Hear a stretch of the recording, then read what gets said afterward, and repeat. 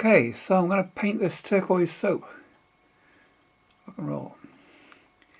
And to do that, I need two colours. I need lemon yellow. That's that one. And I need turquoise. That looks a bit dull. That'll have to do. Yeah, that's turquoise. That's nice and turquoise. And when we mix them together, get a nice green. Cool. Which will approximate this lovely soap. So, having mixed a puddle of that already, let's dive in. Ellipses are best thrown like stirring a coffee. You're already at an angle. So you've got that. And you can sort of dive in with a bit more. Get the intense paint from pad. If it's already too bluish, add some lemon. Now we need to leave the light behind. That's what watercolours do.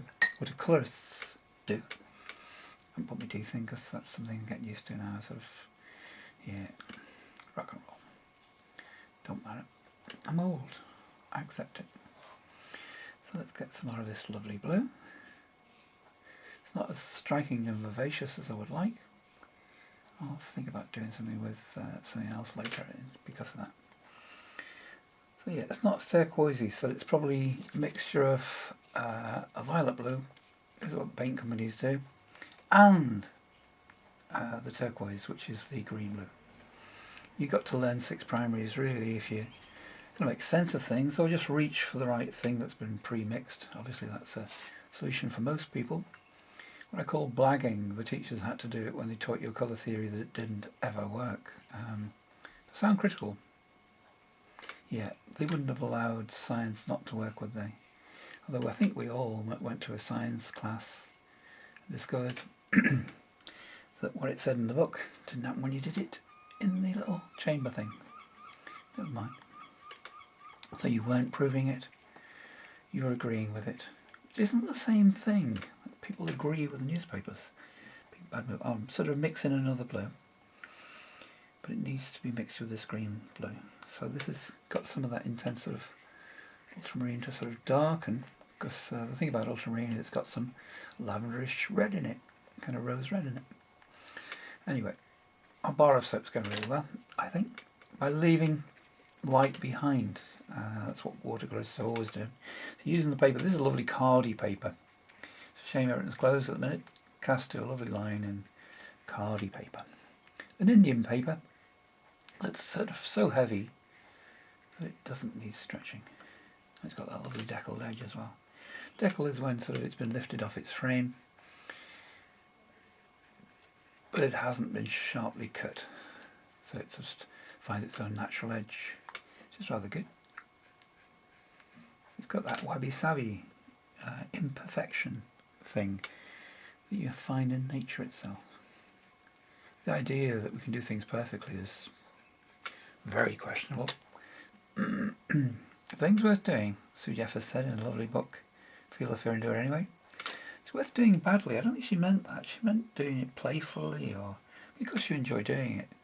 But I think she had to say that sort of to emphasise the stupidity that's involved in people telling you off for doing it imperfectly when they didn't know themselves about the 6-colour primary system, and they're not as well informed as they think they are because they're doing things to prescription, a bit like copying somebody else's song. Rote learning. Eventually, whilst it's good to be inspired by another songwriter, I think you need to find your own song. Otherwise, you're rather like the boy on the back of the bike in Mr. Persig's book. Zen in the Art of Motorcycle Maintenance. He only gets it when he looks over his dad's shoulder, looking at the back of the jacket for all those years. So there you go. That's pretty much it. Now what you can do, find a sharp edge like a barbecue skewer. What have I got sitting over here? There's one. The back of the matchstick. You can bite the paper whilst it's moist. Now while it might not become apparent straight away, you're actually bruising the paper such that the paint wants to go into it and leave a darker mark. That's where the pigment gathers. Obviously it'll be more intense. Now it might work by drawing into it whilst it's still wet. But it'll certainly work when you see what I do next. Just take the brush, get rid of a lot of the moisture, otherwise you're going to find it flooding and running. And get a bit more paint, and then let that go into the marks that you've made.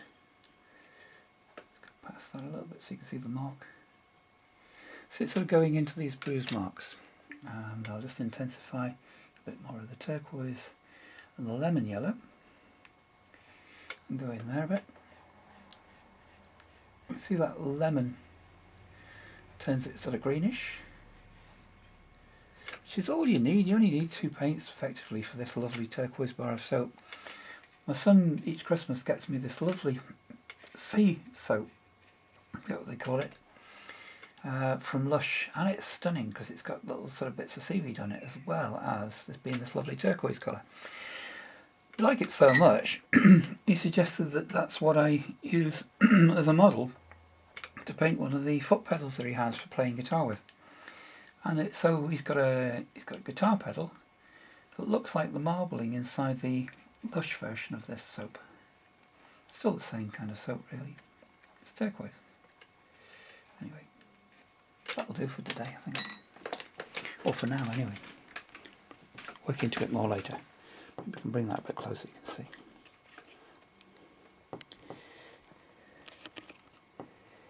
Fun. And there's our bar of soap.